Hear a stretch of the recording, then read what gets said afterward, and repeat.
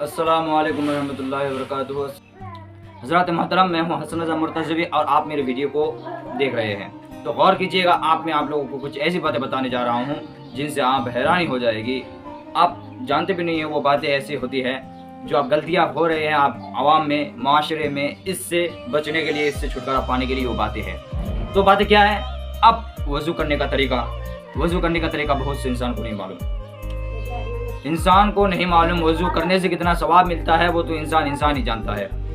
تو جب بندہ مومن، نیکوکار بندہ مومن وضو کرتا ہے، وضو کرنے کے لیے بیٹھتا ہے تو ان کے گناہ کو معاف فرما دیتا ہے۔ جب وہ ہاتھ دھوتا ہے تو ان ہاتھوں سے جتنے بھی گناہ کیے تھے اللہ تبارک و تعالیٰ ان کے پورے گناہوں کے، ان کے ہاتھوں کے گناہوں کو مٹا دیتا ہے۔ جب وہ انسان کلی کرتا ہے، منہ میں پانی لیتا ہے، گلگلا کرتا ہے، تو اس کے منہ سے جتنی بھی گندی گالی یا جتنے بھی گناہ ہوئے تھے وہ سب معاف یعنی مٹا دیتا ہے۔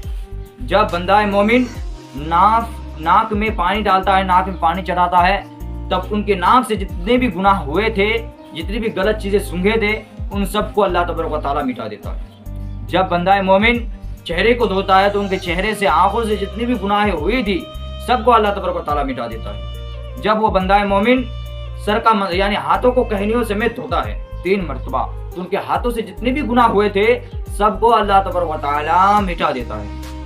اب 5ویں 6ویں 7ویں 8ویں بات، جب بندہ مومن مسح کرتا ہے یعنی سر کا مسح کرتا ہے، تو جب وہ سر کا مسح کرتا ہے تو اس کے سر سے جتنے بھی گناہ ہوئے تھے سب اللہ تبارک و تعالیٰ مٹا دیتا ہے۔ جب بندہ مومن اپنے پیروں کو دھوتا ہے تو ان پیروں سے جتنے بھی غلط کام کیے تھے، غلط گناہ کیے تھے، غلط چیزوں کی طرف بڑھے تھے، ان سب کی گناہوں کو اللہ تبارک و تعالیٰ اس وضو کے دھونے کے صدقے سے، وضو کے صدقے سے اللہ تبارک و تعالیٰ معاف فرما دیتا ہے۔ جیسے گاڑی کے لیے چابی ہونا ضروری ہے، اسی لیے نماز کے لیے بھی کنجی کا، چابی کا ہونا ضروری ہے، اور وہ چابی ہے کیا ہے؟ وضو۔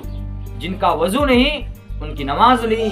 اور آج معاشرے میں یہ دیکھا جا رہا ہے کہ مسجدوں میں لوگ عوام میں اتنی ہنسی غلی اور دنیاوی باتیں کر رہے ہیں، جبکہ مسجد میں بات کرنا حرام ہے، منع ہے، سخت منع ہے۔ آج میں دیکھ رہا ہوں بہت سے معاشرے میں نماز پڑھتے ہوئے دیکھ رہا ہوں کہ اتنے زور سے پڑھ رہے ہیں کہ دوسرے سامنے والا جو آپ کے قریب ہے اس کو بھی سنائی دے رہا ہے کہ آپ کیا پڑھ رہے ہیں، جبکہ ایک الفاظ اگر کوئی دوسرا سن لے تو اس کی نماز نہیں ہوگی، نماز ٹوٹ جائے گی۔ اگر نماز کے اندر اتنی زور سے ہنس لے کہ دوسرا بھی سن لے اس کی ہنسی، تو نماز گئی تو گئی، روزو بھی ٹوٹ گئی۔ تو بہتر طریقہ یہ ہے کہ آپ مسجد میں دنیا داری کی بات نہ کریں، آپ مسجد میں کریں تو دین اور دین کی باتیں کریں، دین